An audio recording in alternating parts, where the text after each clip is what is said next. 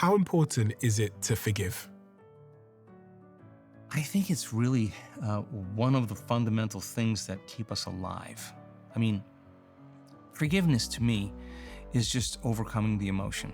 That's it. And like if you overcome the emotion, the side effect of that is that your heart will open. That's exactly what happens. And when energy moves into the heart, we start releasing different chemicals than when we feel angry or we feel victimized or when we feel sexual. It's just a different chemical elixir, and oxytocin is released, and oxytocin signals nitric oxide, and nitric oxide signals another chemical that causes the arteries in your heart to literally dilate. The heart gets filled with energy, it's engorged with blood, and when that occurs, the oxytocin levels that you're feeling, the love that you're feeling, the studies show that when oxytocin levels are just elevated a little bit, it's really hard to hold a grudge. You just can't, right? So if you're willing to forgive and you overcome the emotion, you'll take your attention off the person or the problem, right? Because the stronger the emotion we have, the more we pay attention to our problems or the person, right?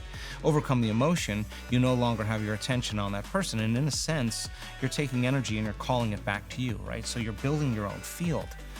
And so love is the elixir that allows us to forgive. In other words, you can't say, I'm gonna forgive you, it's January 31st or February 1st, remember this day, we got a thing, I forgave you. That's not like forgiveness. When people really have that feeling of pure love, where they've actually gotten over the emotion, they've already forgiven. They're like, I'm totally cool. I'm great, you great, I'm great. Like, so it's a side effect of a change, because if the stronger the emotion we feel, the more we pay attention to that person. Where we place our attention is where we place our energy.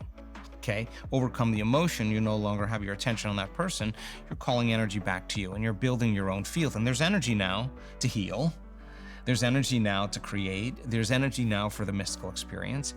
And so you can't do that if you're feeling frustrated, or if you're feeling anger, if you're feeling resentment, you'll always hold the grudge. You have to convert. You have to teach a person how to get into that elevated state. And the side effect of that is forgiveness. It's not something that you have to do.